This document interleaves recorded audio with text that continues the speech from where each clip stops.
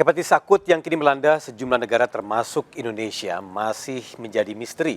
Sejumlah penelitian laboratorium di Amerika dan Eropa belum menunjukkan apa penyebab penyakit ini. Di Indonesia sejumlah spekulasi merebak termasuk dugaan penyebab hepatitis akut terkait dampak vaksinasi COVID-19.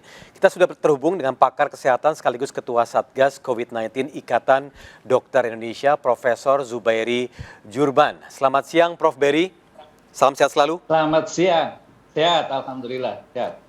Baik, Prof. Beri, langsung saja mengenai statement atau informasi bahwa munculnya penyakit hepatitis akut pada anak ini terkait dengan vaksinasi COVID-19, kemudian sebagian juga menduga terkait long COVID-19.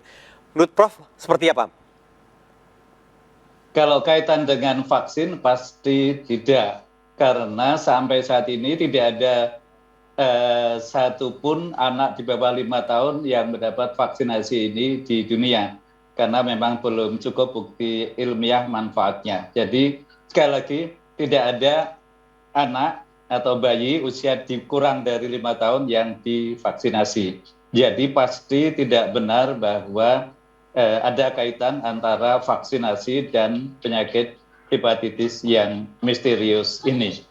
Kalau kaitan dengan COVID-19 yang katakanlah mengenai long COVID, juga tidak, sudah dibuktikan di penelitian di Amerika menunjukkan bahwa anak yang terinfeksi ini sebelumnya adalah sehat walafiat, sehat banget, kekebalannya normal dan tidak ada sama sekali bekas pernah terinfeksi oleh COVID-19.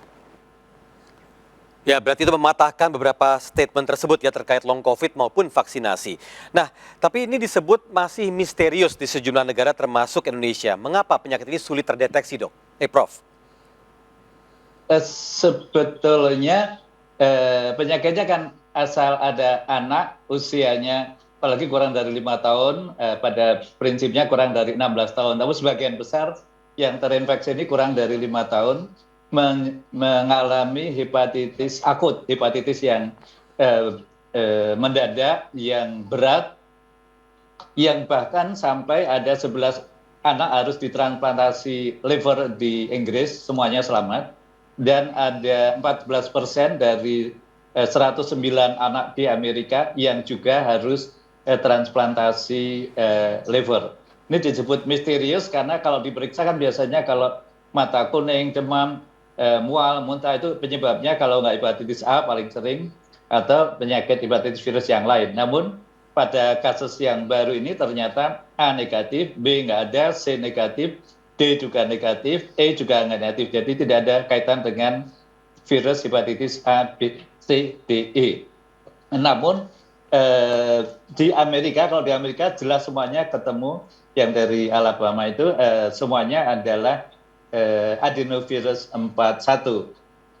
Kalau di Inggris sebagian ketemu adenovirus 41, sebagian lagi ketemu ada faktor kaitan dengan COVID-19, namun kemudian berikutnya dianalisa dan dianggap itu hanya kebetulan karena sekarang ini kan banyak sekali orang yang pernah terinfeksi oleh COVID-19 di dunia.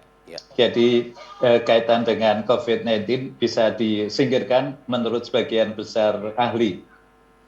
Baik, Prof. Kalau dari sisi kondisi klinis pasien yang sudah ada saat ini, apa perbedaan signifikan dengan hepatitis yang sudah existing? Apakah betul fatalitasnya memang tinggi untuk saat ini? Oh, fatalitasnya tidak tinggi, itu harus diingat. Kalau ditangani dengan di awal dan dengan sebaik-baiknya. Di Amerika dari 109 yang meninggal 5. Di Inggris dari 163 tidak ada yang meninggal. Yang dicangkok liver kan di Inggris ada 11, di Amerika 14% kali 109. Itu juga yang meninggal amat sangat sedikit. Jadi tidak fatal banget, tapi memang bisa menyebabkan kematian. Nah, kalau di Indonesia itu yang terduga ada 5 kasus itu memang meninggal. Itu juga kita harus tahu dulu apakah sudah diperiksa terhadap virus A, B, C, D, E, dan bagaimana hasil terhadap adenovirus 41. Saya belum mendapat informasi mengenai data pemeriksaan lengkapnya tersebut. Baik, Prof, ini apa yang harus diketahui oleh publik di Indonesia, khususnya perihal info mengenai hepatitis akut yang misterius ini, kemudian apa saja langkah pencegahan atau antisipasi di awal yang perlu dilakukan oleh para orang tua? Iya, ini kan sudah sekitar 7 bulan dan kasusnya sekitar 300 anak itu ya. Jadi memang dalam 7 bulan penyebarannya memang ke 20 negara, namun tidak terlalu cepat jumlah kenaikannya. Artinya orang tua perlu waspada, namun tidak perlu panik. Tidak perlu panik, jadi tidak usah khawatir banget. Jadi yang penting kita harus mendidik anak-anak kita, adik kita yang masih kecil, dan tidak hanya mendidik, mengedukasi, namun juga memberi contoh cara cuci tangan, bagaimana milih makanan yang bersih, kalau minum airnya harus air matang yang sudah pernah mendidih, kemudian sebelum makan harus selalu cuci tangan, dan higiene dan kebersihan itu menjadi penting sekali.